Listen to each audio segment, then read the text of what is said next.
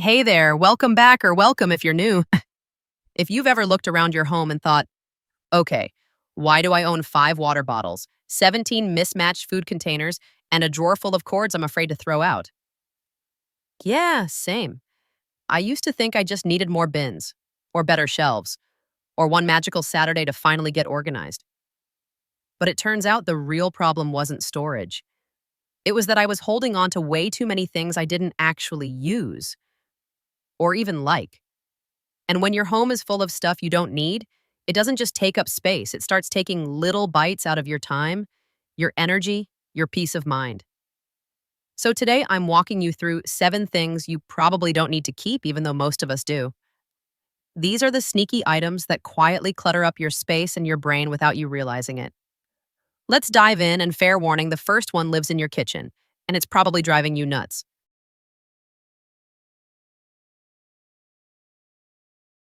Okay, let's talk about that cabinet. You know, the one you open it and boom, plastic lids come flying out like they're trying to escape. You crouch down, start playing this weird game of which lid fits this base, and 5 minutes later, you're just annoyed and sweating, wondering why you even tried to put leftovers away in the first place. I used to shove everything back in, slam the door, and pretend I'd deal with it this weekend. Spoiler, I never did.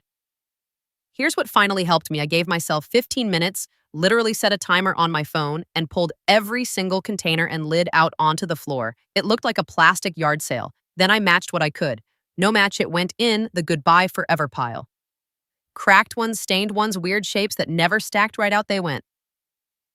What I kept: 8 containers, same size, same brand, all stack into one neat little tower that lives peacefully in a single drawer. And now packing up leftovers doesn't make me want to cry, which feels like a win. Up next, if your cabinet is under control but your mug shelf looks like a souvenir shop. Stay with me, we're going there next.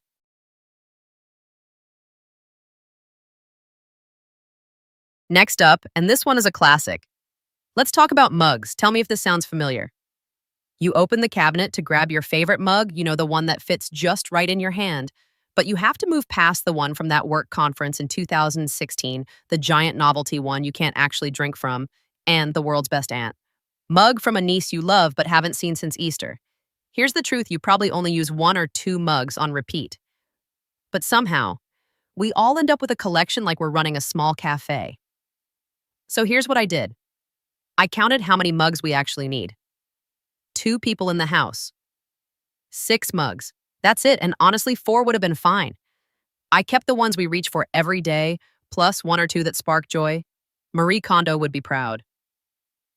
The rest wrapped them up, donated them, and suddenly that shelf looks like it took a deep breath. No more playing mug Jenga every morning. No more chipped ceramic guilt. Next up, still in the kitchen. But let's take a peek at the growing water bottle collection you swear you're going to sort through someday. Now, while we're still standing in the kitchen, let's talk about those water bottles. You probably have a favorite one, the one you always grab when you're headed out.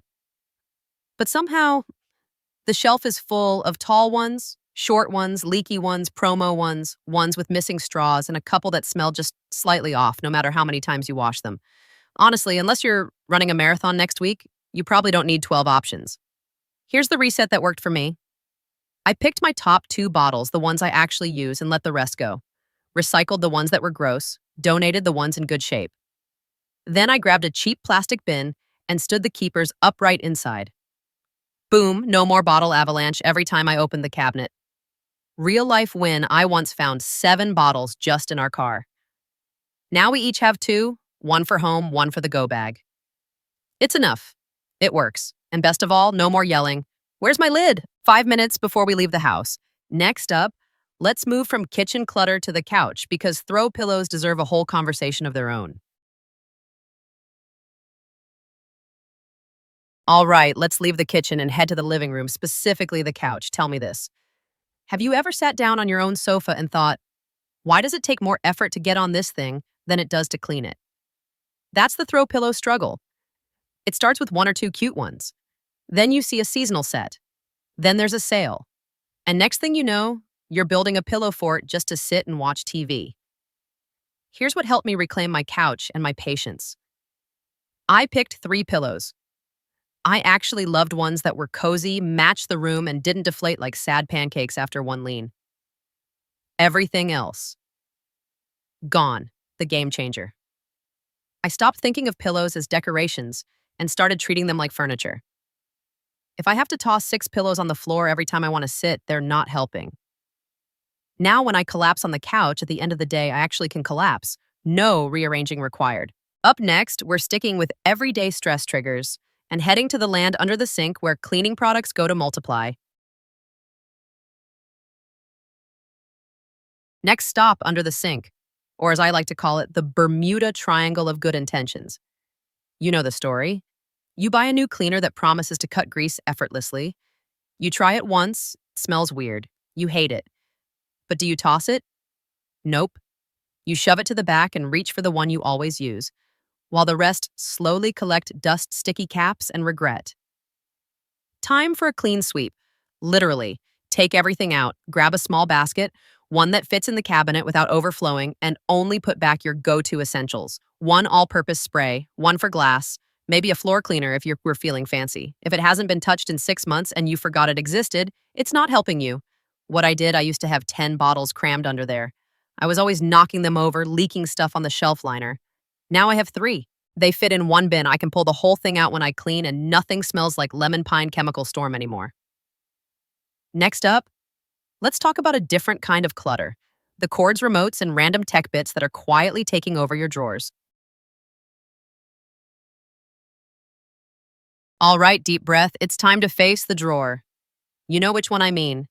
The place where every mystery charger, expired battery-old phone case, and random remote goes to die. It started with good intentions. I might need this someday. But now it's a tangled mess of, what does this even go to? Here's how I finally dealt with mine without losing my mind. I grabbed a small box and tossed every single tech thing in there, all of it. Cords, adapters, USB sticks, wall plugs, things I couldn't even name. Then I labeled the box Tech Limbo and stuck it in the closet. Here's the trick.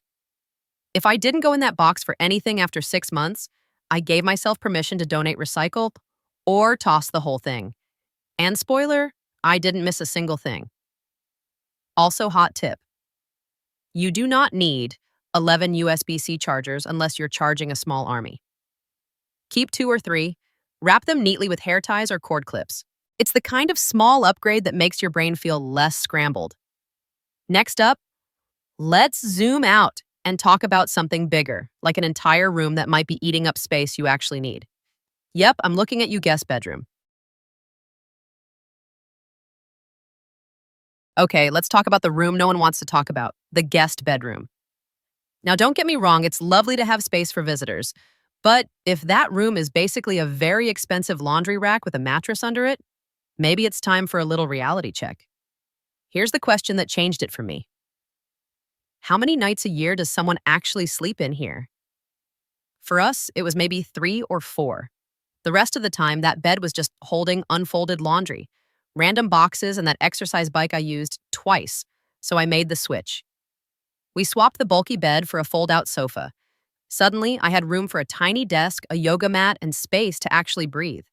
No regrets. And when my sister visits, the sofa bed works just fine. Plus, now I don't feel annoyed every time I walk past a whole room that's just waiting for someone else's schedule.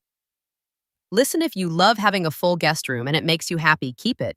Truly. But if you're short on space and always feel like you have no room for yourself, maybe that guest bed is stealing more than square footage. Coming up next, one last sneaky clutter zone, and this one might be hiding in a drawer or even under the sink, the mountain of bags, pouches, and packaging you've been saving, just in case. And finally, let's talk about all those bags. Paper bags, tote bags, gift bags, reusable shopping bags, little zippered pouches from old makeup kits, cloth bags that once held skincare products. At some point, they start breeding in the back of your cabinet like dust bunnies with handles. I used to tell myself, these are useful. I'll need them, but what I actually did was cram them all in a drawer until it bulged, pull one out occasionally, and shove the rest back in like I was playing bag Tetris. So here's the simple rule that helped me keep 5, maybe 7 if you're the family grocery runner. That's it. Pick the ones that are strongest, easiest to fold, and that you actually use. The rest, recycle them, donate them, or if they're ripped, sticky, or torn, just let them go. Real life bonus. Now my under sink area doesn't look like a bag monster exploded. And when I need to grab one on the way out, I'm not sorting through a mess of crumpled paper and forgotten pouches because here's the truth, saving everything. Just in case means your house ends up full of stuff you never actually use and no room for what you really need today.